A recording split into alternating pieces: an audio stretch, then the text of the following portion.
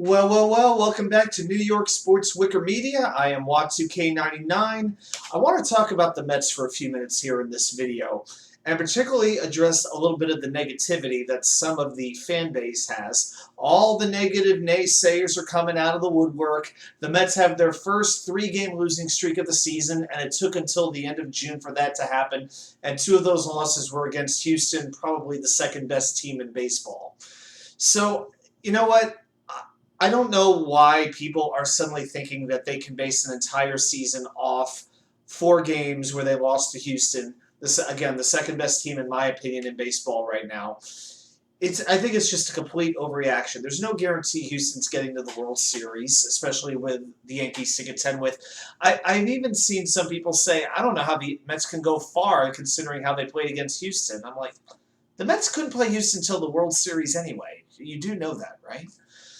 Now, I will say this. We are seeing a few tendencies that are cause for concern, particularly the offense. The offense has scored 1 run in 24 innings. They're 2 for 20, their last 26 with runners in scoring position.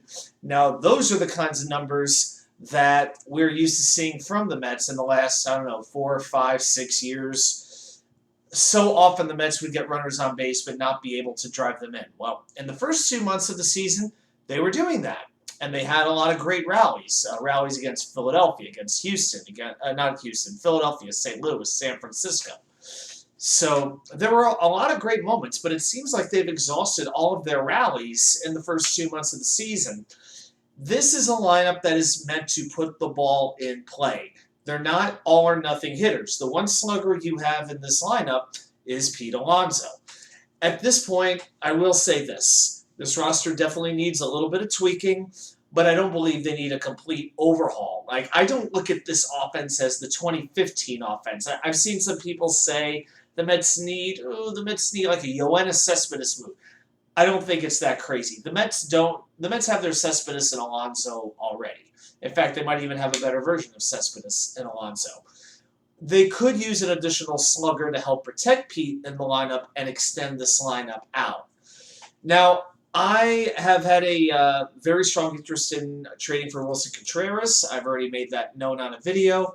But more and more as time goes on, I am starting to ring the bell to bring Francisco Alvarez up to Queens. I'm ready to call him up from Binghamton, take him up from AA, have him bypass Syracuse, have him bypass AAA, and I would bring him up here today to be this team's full-time designated hitter.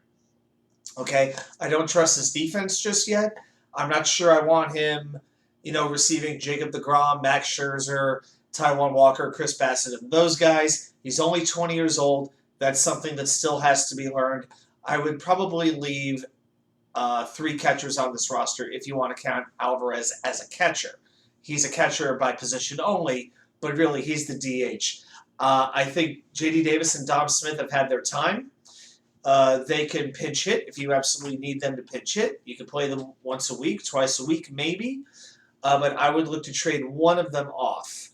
And I would probably play Alvarez in a 7-game week. If there's 7 games a week, I would probably play him 5-6 days and just let his bat go to town.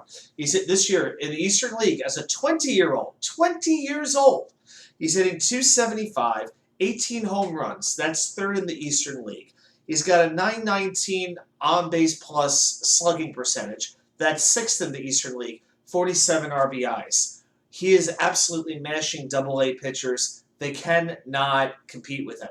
Alvarez is a force. And you know what? Why don't we give Alvarez a couple of weeks? Let's see what the bat looks like. And then, if you're Billy Epler, you decide that you need to make a trade, you need to get another bat from outside, then you could go get it. But let's give the kid an opportunity first to prove that he can slide into maybe, say, the 5th or 6th slot in the lineup, and let's see if he can deliver. Why not? So I want to see that. I want to see Francisco Alvarez get a chance, again, not as a catcher. He would be like your emergency break-the-glass catcher. But this team needs a bat. And this is a bat you can bring in without paying any additional money, without trading a single prospect. So let's see it. That's my thoughts for right now. I'll see you guys back here from the Wicker Chair.